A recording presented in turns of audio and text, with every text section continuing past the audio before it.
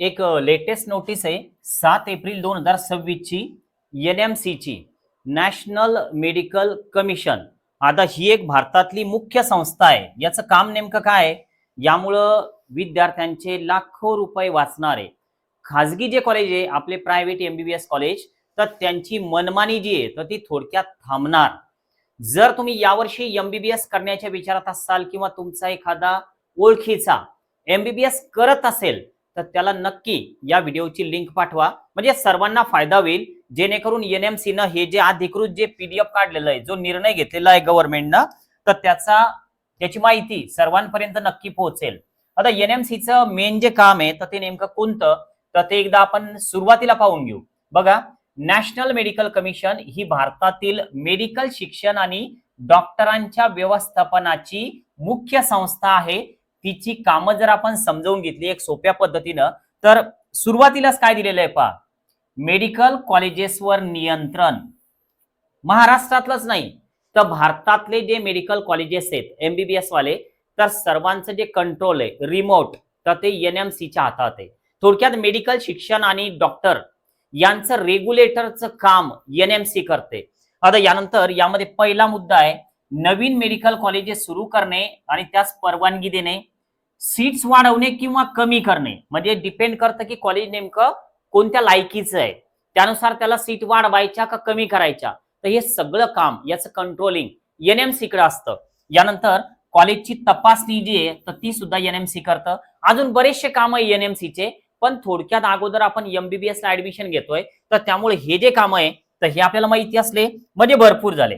आता बाकीची अजून जे काम आहे तर त्यापेक्षा आजची जी नोटीस, म्हणजे ही जी 7 एप्रिलची नोटीस आहे, तर यामध्ये नेमकं काय दिलेलं आहे, सब्जेक्ट जे आहे तर ते फीज बद्दल आहे. चार्जेबल जी फीज असते MBBS कोर्स साठी, तर त्या संबंधी आहे.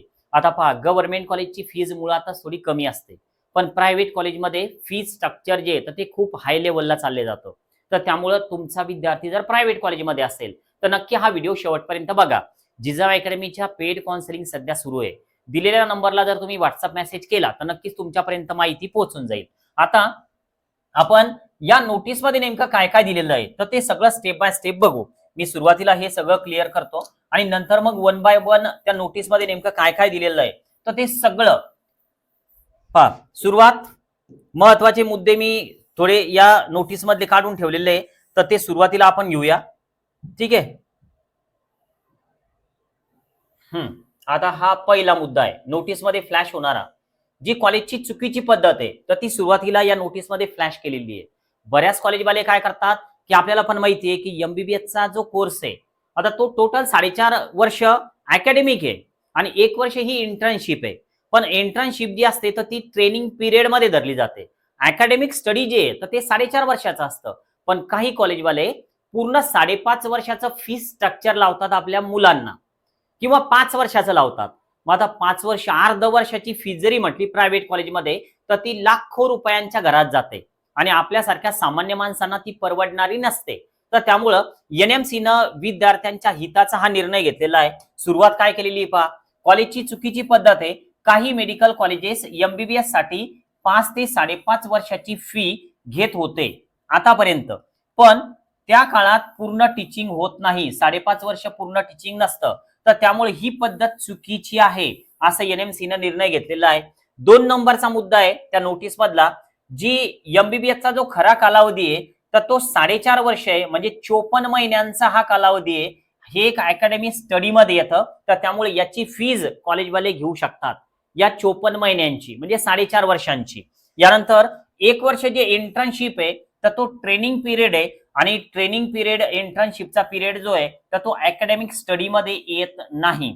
तर त्यामुळं याला या ठिकाणी वगळलेलं आहे. तो जो इंटर्नशिपचा पिरियड आहे तर तो फीज भरण्यासाठी कॉलेजवाले आता घेऊ शकत नाही. थोडक्यात 4.5 वर्ष जी अकॅडमिक स्टडी आहे तर तेवढंच तुम्ही फीज आकारू शकता आपल्या मुलांकडनं. तर हे या नोटीस मध्ये स्पष्ट केलेलं आहे. आता अजूनही बरेचसे मुद्दे की जे आपण स्टेप बाय स्टेप या ठिकाणी बघूया की नोटीस मध्ये फीज कशी घ्यावी, तर याबद्दल थोडं दिलेलं आहे NMC न. बघा, कॉलेजची फीज ही 4.5 वर्ष कॉलेजवाले घेऊ शकतात, 5 वर्ष पण घ्यायला चालणार नाही. त्यानंतर इंटर्नशिप साठी वेगळी किंवा एक्स्ट्रा फी घेता येणार नाही. एखाद्या कॉलेजनं जर का डिमांड केली तर त्या कॉलेजची कंप्लेंट ते स्टुडंट ते पॅरेंट्स लोक करू शकतात. जर असं काही झालं तर सुप्रीम कोर्टाचा नियम जो आहे तर तो या ठिकाणी दिलेला आहे. 4 नंबरचा पॉइंट आहे, फी स्ट्रक्चर नेमका कसा असायला पाहिजे तर ते योग्य असायला पाहिजे. थोडक्यात सर्वांना परवडेल असं फी स्ट्रक्चर असायला पाहिजे.